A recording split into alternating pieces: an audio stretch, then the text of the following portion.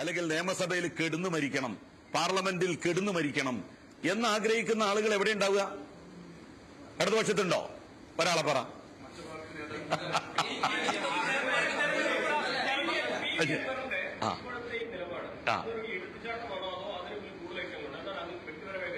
P V അൻവറിന് ഇപ്പൊ എടുത്തു ചാടാനും പിന്നെ എടുത്തു ചാടാതിരിക്കാനും ഒക്കെയുള്ള സ്വാതന്ത്ര്യം അദ്ദേഹത്തിനുണ്ട്.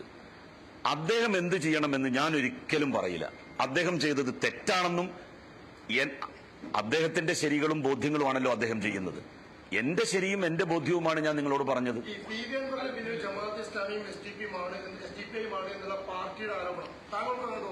അല്ല, ജമാഅത്തെ ഇസ്ലാമി കുറച്ചു കാലമായിട്ട് എങ്ങനെങ്കിലും ഇതൊക്കെ കൂടി ഒന്ന് കലക്കി പിന്നെ ശരിയാക്കണം എന്ന് തീരുമാനിച്ച് നടക്കുന്നുണ്ടല്ലോ. അത് നമുക്ക് അറിയാമല്ലോ.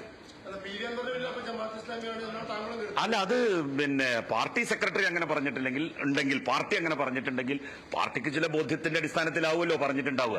എനിക്ക് എന്ത് അതൊക്കെ ഇപ്പൊ ഉണ്ടാവട്ടെ. പി വി അൻവറിന്റെ സമ്മേളനത്തിന് കൂടുതൽ ആളുകൾ ഉണ്ടായി എന്നുള്ളതിൽ എനിക്കെന്ത് അസ്വസ്ഥതയാണുള്ളത്? എനിക്ക് യാതൊരു അസ്വസ്ഥതയില്ല.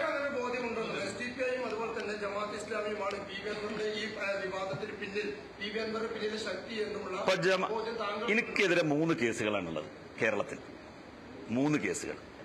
അതിലൊന്ന് നിയമസഭയിലുണ്ടായ ചില അനിഷ്ട സംഭവങ്ങളുമായി ബന്ധപ്പെട്ട കേസാണ്. 2 കേസുകൾ കൊടുത്തിട്ടുള്ളത് ജമാഅത്തെ ഇസ്ലാമിയാണ്. മീഡിയ 1. എനിക്കെതിരെ ഒരു ക്രിമിനൽ കേസും കൊടുത്തിട്ടുണ്ട്, ഒരു സിവിൽ കേസും കൊടുത്തിട്ടുണ്ട്. പക്ഷെ പൈസ കൊടുത്ത് ബാധിക്കേണ്ടി വന്നില്ല. അപ്പോഴേക്കും എന്റെ മകൻ വക്കീലായി. അവനാണ് ഇപ്പൊ എന്റെ കേസ് നോക്കുന്നത്. അഡ്വക്കേറ്റ് മുഹമ്മദ് ഫാറൂഖ്.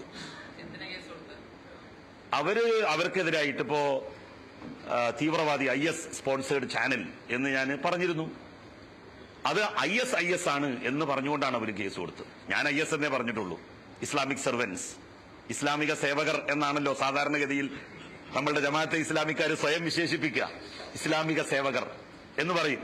അപ്പൊ IS ഇസ്ലാമിക് സർവൻസ്. അപ്പൊ ആ അർത്ഥത്തിലാണ് ഞാൻ പറഞ്ഞത്. അതിനെതിരായിട്ട് അവർ കേസ് കൊടുത്തിട്ടുണ്ട്. 2 കേസ് കൊടുത്തിട്ടുണ്ട് എനിക്കെതിരെ. ഒന്നല്ല, കോഴിക്കോട് കോടതിയിൽ. ഇപ്പൊ മകൻ വക്കീലായതുകൊണ്ട് പൈസ ഇല്ലാതെ കേസ് നടത്താൻ പറ്റുന്നുണ്ട്. എന്താണ്? അല്ല, അവരെന്തും ചെയ്യും. ഇപ്പൊ ജമാഅത്തെ ഇസ്ലാമി എന്ത് കാര്യവും ചെയ്യും. അൻവർ അങ്ങനെ ചെയ്യുന്നുണ്ടോ എന്ന് ഞാൻ പറഞ്ഞിട്ടില്ല. പക്ഷെ അത് പാർട്ടിയുടെ ബോധ്യമാണ്. അല്ല, എനിക്ക് പിന്നെ ജമാഅത്തെ ഇസ്ലാമിയാണ് എന്നുള്ള നിലക്കുള്ളതൊന്നും, കാരണം അൻവർ അങ്ങനെ ഏതെങ്കിലും ആളുകളുടെ പിന്നെ വണ്ടി കയറുന്ന ആളാണെന്ന് എനിക്ക് തോന്നിയിട്ടില്ല. ഞാൻ അത്രേ പറഞ്ഞുള്ളൂ.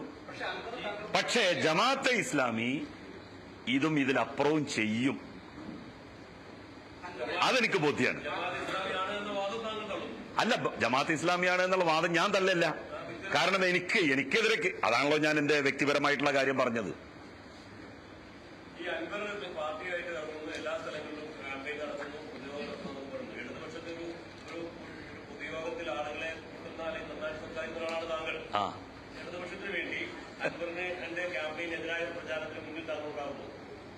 പാർട്ടി പറഞ്ഞാൽ തീർച്ചയായിട്ടും ഉണ്ടാവും, ഇറങ്ങും. പിന്നെന്താ സംശയം?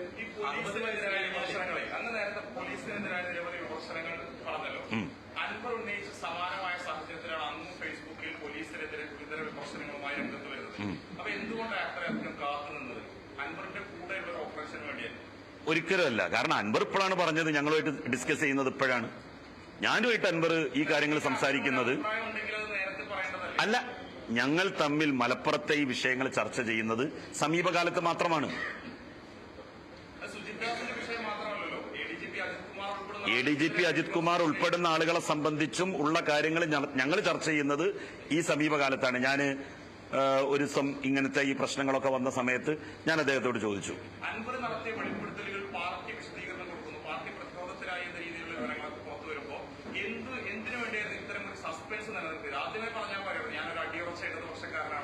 ആര്? ഞാനോ? അത് പറയാത്തത് കൊണ്ട് നിങ്ങൾക്ക് കുറച്ച് ബുദ്ധിമുട്ടുണ്ടായില്ലേ?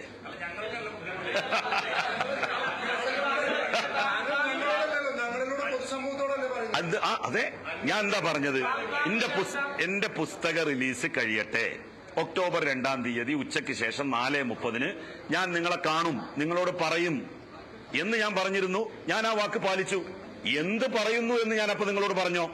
യോജിപ്പും വിയോജിപ്പും പറയും എന്ന് പറഞ്ഞു. അൻവറിന്റെ ചില കാര്യങ്ങളിൽ എനിക്ക് യോജിപ്പുണ്ട് എന്ന് ഞാൻ ഇപ്പോഴും പറയുന്നു. അടിയുറച്ച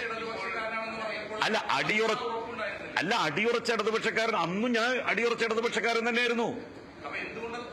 എന്തിനാ അപ്പൊ പറയണ്ട, ഇപ്പൊ ഞാൻ പറയുന്നു.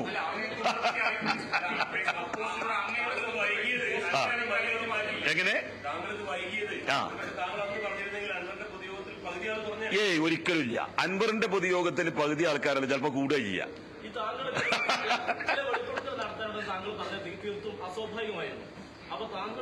ഇതാണ് എന്റെ വെളിപ്പെടുത്തൽ. നിങ്ങൾ വെളിപ്പെടുത്തൽ എന്ന് പറയുമ്പോ അത് മുഖ്യമന്ത്രിക്കെതിരായ വെളിപ്പെടുത്തലാണ് എന്ന് തെറ്റിദ്ധരിച്ചു. അതാണ് നിങ്ങളുടെ പ്രശ്നം. അതുപോലെ തന്നെ CPM-നെതിരായിട്ടുള്ള വെളിപ്പെടുത്തലാണ് എന്ന് നിങ്ങൾ തെറ്റിദ്ധരിച്ചു. അല്ല, ഓഫർ കിട്ടാന്ന് പറഞ്ഞാൽ ഇതല്ലേ. ഇപ്പോ സുഹൃത്തെ, താങ്കൾക്ക് നല്ലൊരു ഓഫർ എന്ന് പറഞ്ഞാൽ എന്താ? താങ്കൾ പറയണം ഇനി മാധ്യമ പ്രവർത്തന രംഗത്ത് ഞാനില്ല എന്ന് പറഞ്ഞാൽ പിന്നെ നിങ്ങൾക്ക് എന്ത് ഓഫർ അവിടുന്ന് കിട്ടാനുള്ളത്? ഞാനൊരു ഇടതുപക്ഷ സഹയാത്രികനായി 18 കൊല്ലപ്പം അങ്ങനല്ലേ പോയത്. എന്നെ വിശ്വസിച്ച, എന്നെ സ്നേഹിച്ച, ഇടതുപക്ഷവുമായിട്ട് സഹകരിച്ച് പ്രവർത്തിച്ചപ്പോൾ എനിക്കുണ്ടായിട്ടുള്ള ഏറ്റവും വലിയൊരു അനുഭൂതി എന്ന് പറയുന്നത് കേരളത്തിലെ ഒരു മൾട്ടി റിലിജിയസ് സൊസൈറ്റിയുമായിട്ട് എനിക്ക് സംവദിക്കാൻ പറ്റി എന്നുള്ളതാണ്. 3 പാർട്ടി ജാഥകളിൽ ഞാൻ പങ്കെടുത്തപ്പോൾ ഒരു മൾട്ടി റിലിജിയസ് ആയിട്ടുള്ള കേരളത്തിന്റെ ഒരു പരിച്ഛേദത്തെ എനിക്ക് അഭിസംബോധന ചെയ്യാൻ പറ്റി. അവരോട് കൺവേ ചെയ്യാൻ പറ്റി ഒരുപാട് കാര്യങ്ങൾ. അത് തന്നെയാണ് ഏറ്റവും വലിയ കാര്യമായിട്ട് എനിക്ക് തോന്നിയിട്ടുള്ളത്.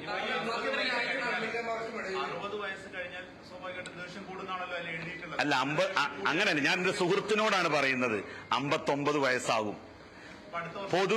പൊതുവെ എന്താന്ന് വെച്ചാല് ഞങ്ങളുടെ കുടുംബത്തിൽ എന്റെ വാപ്പ ഭയങ്കര ദേഷ്യക്കാരനാണ്. അപ്പൊ ഞാൻ പറഞ്ഞ 60 വയസ്സ് കഴിഞ്ഞാൽ എനിക്ക് ദേഷ്യം കൂടും എന്ന് ഞാൻ ഭയപ്പെടുന്നുണ്ട് എന്ന് ഞാൻ പറഞ്ഞത്. അതൊരു സുഹൃത്തിന് എഴുതിയിട്ടുള്ള ഒരു കത്തിലെ വാചകമാണ്.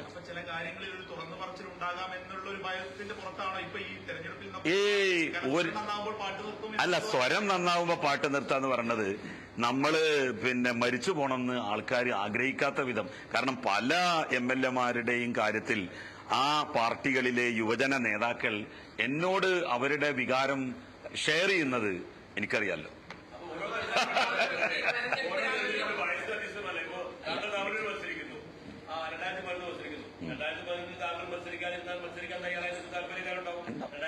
ഉണ്ടാവും. പക്ഷെ ഞമ്മക്കൊരു എനിക്കൊരു കോൺഫിഡൻസ് വേണ്ടേ? അല്ല, അതല്ല പ്രശ്നം. അല്ല, എനിക്കൊരു കോൺഫിഡൻസ് വേണ്ടേ? എനിക്ക് ഇപ്പോ അന്നൊക്കെ എനിക്ക് തോന്നിയിരുന്നു കോൺഫിഡൻസ് ഉണ്ടായിരുന്നു, മത്സരിക്കാം. കഴിഞ്ഞ തെരഞ്ഞെടുപ്പിലും സത്യത്തിൽ ഞാനൊന്ന് മാറി നിൽക്കണമെന്ന് ആഗ്രഹിച്ചതാണ്. ഞാനത് അന്നത്തെ പാർട്ടി സെക്രട്ടറി കോടിയേരി ബാലകൃഷ്ണൻ അവരോട് പറഞ്ഞതുമാണ്. അപ്പൊ അദ്ദേഹം പറഞ്ഞു, ഇപ്രാവശ്യം അതൊരിക്കലും പറ്റൂല, ഇപ്രാവശ്യം മത്സരിക്കണം എന്ന് പറഞ്ഞാണ്. റിയലി ഞാൻ സത്യസന്ധമായിട്ടാണ് പറയുന്നത്. അല്ലാതെ ഒന്നാമത്തെ എന്താന്ന് വെച്ചാല് ഇത് നിങ്ങൾക്ക് തന്നെ എന്നെ അടുത്തറിയാൻ പരിചയമുള്ള ആളുകളാണല്ലോ. ഇതിൽ നിന്ന് എന്തെങ്കിലും കിട്ടിത്തിന്ന് മുന്നോട്ട് പോകണമെന്ന് ആഗ്രഹിച്ച ആളാണ് ഞാൻ എന്ന് നിങ്ങൾക്ക് എപ്പോഴെങ്കിലും തോന്നിയിട്ടുണ്ട്? എന്താണ് മൂപ്പർക്ക് തോന്നി പറയാൻ? നിങ്ങൾക്ക് എന്തെങ്കിലും പറയാം? അതാ പറയും.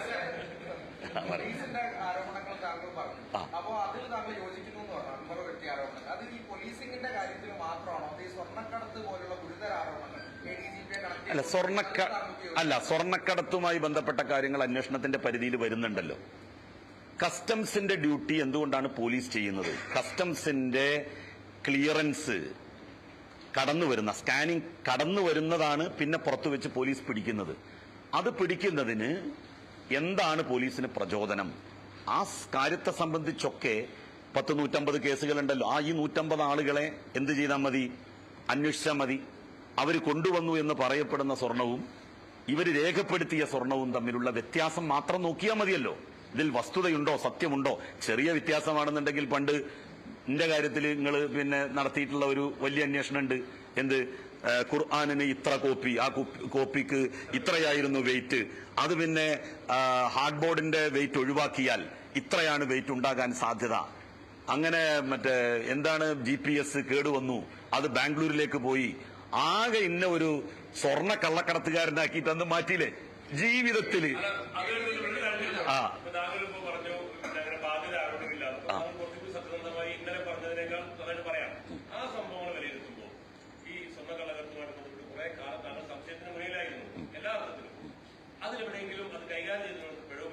ഒരിക്കലും പിഴവറ്റില്ല. ഒന്നാമത്തത്, ഒരാളോടും പ്രശാന്തേ ജീവിതത്തിൽ ഇന്ന് വരെ 10 പൈസയുടെ ഒരു നേട്ടത്തിന് വേണ്ടി ഞാൻ ഒരു കാര്യവും ചെയ്തിട്ടില്ല. മന്ത്രി എന്നുള്ള നിലയിൽ ചെയ്തിട്ടില്ല. എന്റെ അടുത്ത് വന്ന കാര്യങ്ങളിൽ എത്രയോ ആളുകൾക്ക് പ്രയാസം ദൂരീകരിച്ചു കൊടുത്തിട്ടുണ്ട്. ഇപ്പോ അല്ല, ഞാൻ ഉദാഹരണത്തിന്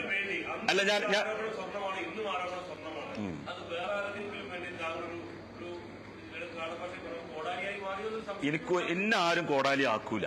ഒന്നാമത്തത്, സമ്പത്തിനോട് മോഹമുള്ള ആളുകളല്ലേ അതിനൊക്കെ ആക്കുക. ഒരു തരി സ്വർണം പോലും ഇല്ലാത്ത ഒരു വീട്ടുകാരനാണ്, വീട്ടുടമസ്ഥനാണ് ഞാൻ. എന്ത് കമ്മിറ്റ്മെന്റ്? ഇന്റെ മക്കൾ അല്ല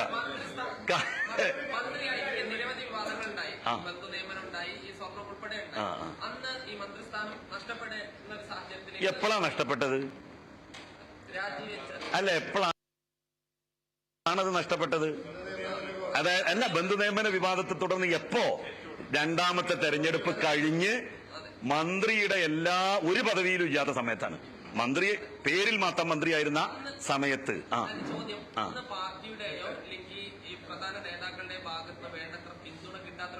ഒരിക്കലുണ്ടായിട്ടില്ല.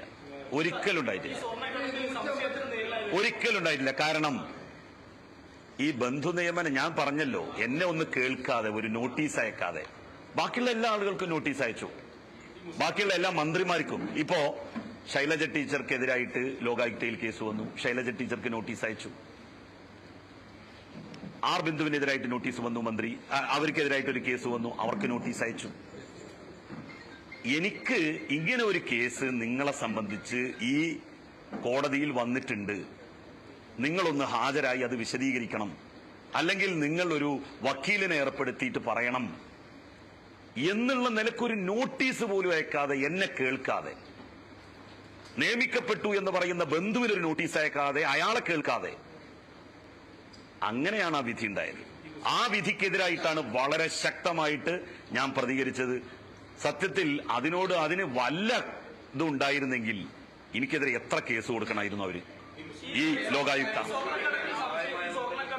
സംശയത്തിന് നേരിലായ വിഷമം താങ്കൾ പറയുന്നുണ്ട്. ഇപ്പൊ PV അൻവർ ഇത്തരം കള്ളക്കടത്തുകാരുടെ ആളാണ് എന്നുള്ളതാണ് മുഖ്യമന്ത്രി അടക്കമുള്ളവർ പറഞ്ഞു. PV അൻവർ പറയുന്നത്, അപ്പോ അൻവർ അത്തരം ഒരു ആളാണോ, അതല്ലെങ്കിൽ മുഖ്യമന്ത്രി പറഞ്ഞത് ശരിയായോ? അങ്ങനല്ല, അൻവർ സ്വർണ്ണക്കള്ളക്കടത്തുകാരുടെ ആളാണ് എന്ന നിലയിൽ മുഖ്യമന്ത്രി പറഞ്ഞിട്ടില്ല. അത് ദുർവ്യാഖ്യാനം ചെയ്യാം അങ്ങനെ മുഖ്യമന്ത്രിയുടെ കാര്യത്തിൽ. വ്യാഖ്യാനം നിങ്ങളെ സംബന്ധിച്ചിടത്തോളം വ്യാഖ്യാനം, വേറുള്ള ആളുകളെ സംബന്ധിച്ചിടത്തോളം ദുർവ്യാഖ്യാനം.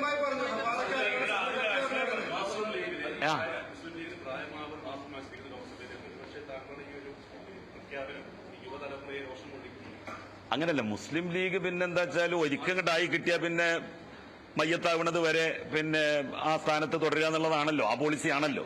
അപ്പൊ പിന്നെ അവരുടെ ഒരു രീതിയെ നമുക്ക് തള്ളിപ്പറയാം, അതിനെ വിമർശിക്കുക എന്നല്ലാതെ അത് വേണോ വേണ്ടെന്നൊക്കെ അവരല്ലേ തീരുമാനിക്കുക.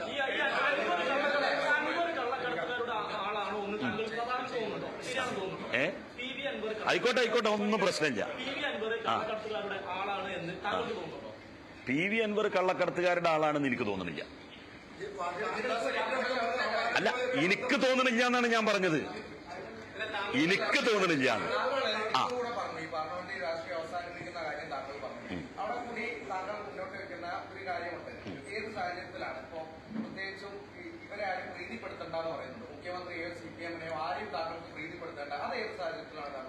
അതെന്താന്ന് വെച്ചാൽ, ഞാൻ പറഞ്ഞത് പാർലമെന്ററി രാഷ്ട്രീയം ഉണ്ടാവുമ്പോഴാണല്ലോ നമുക്ക് താല്പര്യങ്ങൾ ഉണ്ടാവുക, പ്രീതിപ്പെടുത്തലുകൾ ഉണ്ടാവുക.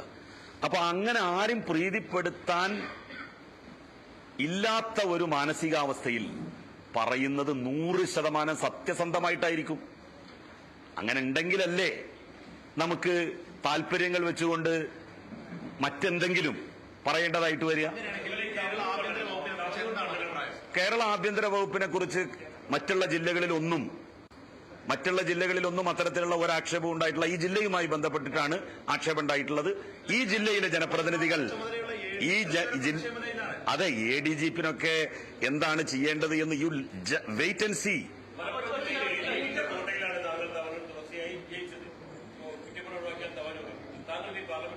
ഇല്ല എന്ന് പറയുന്നു. ആ അവിടെ KT ജലീലിന്റെ ഒരു സ്വാധീനം കൂടി കൊണ്ടല്ല ഇടതുപക്ഷത്തിന് MLA ഉണ്ടായത്. അങ്ങനൊന്നും പറയാൻ വേണ്ടി പറ്റൂല. കാരണം എന്താന്ന് വെച്ചാല് ഓരോ രാഷ്ട്രീയവും ഓരോ തെരഞ്ഞെടുപ്പും എന്ന് പറയുന്നത് പല പല ഘടകങ്ങളും ആ തെരഞ്ഞെടുപ്പിലെ വിജയത്തെ സ്വാധീനിക്കും.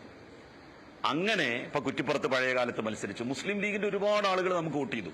മുസ്ലിം ലീഗിന്റെ വോട്ട് കിട്ടാതെ ഈ പഴയ കുറ്റിപ്പുറം മണ്ഡലത്തിൽ നിന്ന് എങ്ങനെ ജയിച്ചു കയറുക? ഇല്ലല്ലോ. തവനൂരിലും പിന്നെ ഇടതുപക്ഷവും വലതുപക്ഷവും തമ്മിലുള്ള വ്യത്യാസം നടന്നത് ഒരു 4,500 വോട്ടാണ്. ശരിക്കും പറഞ്ഞാൽ ഒരു 4,500 വോട്ടിന്റെ ഒരു എഡ്ജേ ഉള്ളൂ അവിടെ ഏത് മുന്നണിക്കാണെന്നുണ്ടെങ്കിലും. അപ്പൊ അതൊക്കെ നമ്മൾ സ്ഥാനാർത്ഥിയായിട്ട് നിന്നു, വേറുള്ളൊരു സ്ഥാനാർത്ഥിയായിട്ട് നിന്നു, അതൊന്നും പ്രശ്നമല്ല. ആത്മാർത്ഥമായിട്ട് നമ്മളുടെ കൂടെ നിൽക്കുന്ന ആളുകൾ പ്രവർത്തിച്ചാൽ നമുക്ക് ജയിക്കാൻ വേണ്ടി പറ്റും. അസ്വാഭാവികമായ രീതിയിലൂടെ താങ്കൾ പറയുന്നത് സാധാരണഗതിയിൽ താങ്കൾ പറയുന്ന കാര്യമാണ്. അപ്പോൾ PV അൻവർ വിവാഹത്തിന് ശേഷം ഈ താങ്കൾ ഈ പറയുന്നത് ഇടതുപക്ഷത്തിന് കൂടെയാണെന്ന് പറയുന്ന കാര്യം അസ്വാഭാവികമായിട്ട് മാറിയത് അങ്ങനെയല്ല. എന്താന്ന് വെച്ചാൽ നിങ്ങളൊക്കെ വിചാരിക്കുന്നത് എന്താന്ന് വെച്ചാല് PV അൻവറിനെ അപ്പുറത്ത് കൊണ്ടുപോയി കെട്ടിയതുപോലെ എന്നെയും അപ്പുറത്ത് കൊണ്ടുപോയി കെട്ടാം എന്നുള്ള നിലക്കാണ് സത്യത്തിൽ. അങ്ങനെ ഒരു ആവേശത്തിലാണ് നിങ്ങൾ വന്നത്. അത് അല്ല, അതുണ്ടാക്കിയത് നിങ്ങളെ ശരിയായിട്ട് കിട്ടാൻ അങ്ങനെ ചില ട്രിക്കുകൾ എനിക്ക് ഉപയോഗിക്കേണ്ടി വന്നു. നിങ്ങളല്ലേ എല്ലാവരെയും നിങ്ങളാണ് സാധാരണ പരാജയപ്പെടുത്തുക അല്ലേ?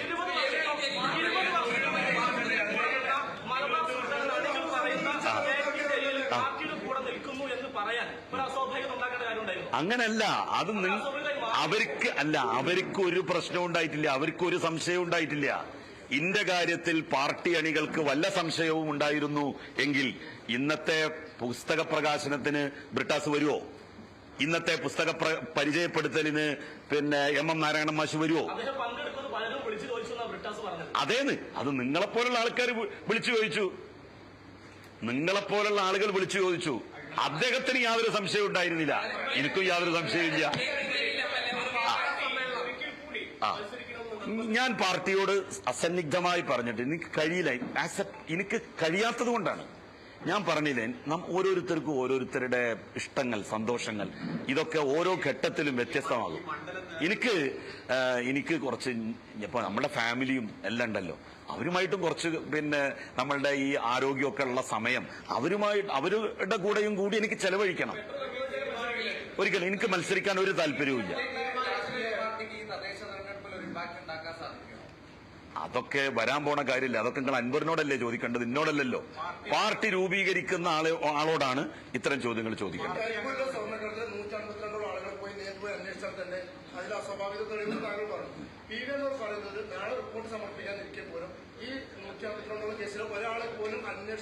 അതൊരു റാൻഡം ചെക്കിങ് നടത്തിയാൽ അതിന്റെ ഏകദേശം കിട്ടുമല്ലോ. ഈ 150 അല്ല, അങ്ങനല്ല, ഒരിക്കലല്ല. അതൊക്കെ എങ്ങനെ നമുക്ക് ഇപ്പൊ പറയാൻ വേണ്ടി പറ്റുക? റിപ്പോർട്ട് സമർപ്പിക്കട്ടെ, ആ റിപ്പോർട്ടിലെ കണ്ടെത്തലുകൾ എന്താണ് എന്ന് അറിയട്ടെ, എന്നിട്ട് നമുക്ക് അതിനെ സംബന്ധിച്ച് പറഞ്ഞാ പോരെ. അങ്ങനെ നമുക്ക് പറയാൻ വേണ്ടി പറ്റുമോ? ഇപ്പൊ എനിക്കെതിരായിട്ട് എന്തൊക്കെ ആക്ഷേപങ്ങൾ വന്നു. ഞാൻ ആരെയും കുറ്റം പറയില്ല, നിങ്ങൾ ആരെയും കുറ്റം പറയില്ല. കാരണം നിങ്ങൾ അതേ വിചാരിക്കൂ, അങ്ങനെ സംശയിക്കൂ. പക്ഷേ 4 അന്വേഷണ ഏജൻസികൾ ഇന്നെ ആകെ ചവിട്ടി കൂട്ടി പിന്നെ അന്വേഷിച്ചിട്ട് എന്തെങ്കിലും കിട്ടിയോ? 4 അന്വേഷണ ഏജൻസികൾ. എനിക്കെതിരെ 3 കേസുകൾ. ഒന്ന് നിയമസഭയുടെ.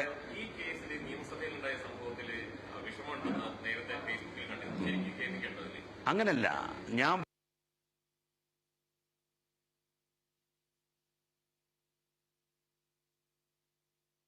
KT ജലീൽ മാധ്യമങ്ങളെ കാണുകയായിരുന്നു. ഇടതുമുന്നണിയോട് നന്ദികേട് കാണിക്കില്ലെന്നും ജലീൽ പറയുന്നു. മുഖ്യമന്ത്രിയോടും നന്ദികേട് കാണിക്കില്ല. വിവരങ്ങളുമായി ലിബീഷ് ചേരുന്നുണ്ട്. ലിബീഷ്, തന്റെ പുസ്തക പ്രകാശനത്തിനു ശേഷം വൈകിട്ട് മാധ്യമങ്ങളെ കാണുമെന്ന് അദ്ദേഹം പറഞ്ഞിരുന്നു. മാധ്യമങ്ങളുടെ അടുത്തെത്തി അദ്ദേഹം ഇടതുമുന്നണിയോട് നന്ദികേട് കാണിക്കില്ല അടക്കമുള്ള കാര്യങ്ങളാണ് പറയുന്നത്. കൂടുതൽ വിവരങ്ങൾ എങ്ങനെയാണ്? അതിന് കഴിഞ്ഞ കുറച്ച് ദിവസമായി കേരള രാഷ്ട്രീയത്തിൽ ഒരു സസ്പെൻസിനാണ് കെ.ടി. ജലീൽ ഇപ്പോൾ വിരാമമിട്ടിരിക്കുന്നത്. പി.വി. അൻവർ വലിയ ആരോപണങ്ങളുമായി രംഗത്തെത്തിയപ്പോൾ കെ.ടി. ജലീൽ അടക്കമുള്ള CPM സഹയാത്രികരുടെ, പ്രത്യേകിച്ച് മലബാറിലെ സഹയാത്രികരുടെ നിലപാട് എന്താകും എന്നാണ് രാഷ്ട്രീയ കേരളം ഉറ്റുനോക്കിയിരുന്നത്.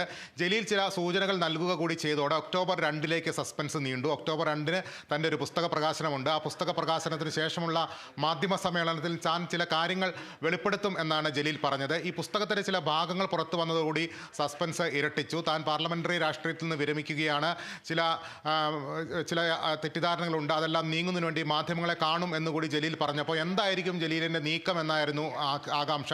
ആ ആകാംക്ഷയ്ക്ക് വിരാമമായിരിക്കുന്നു.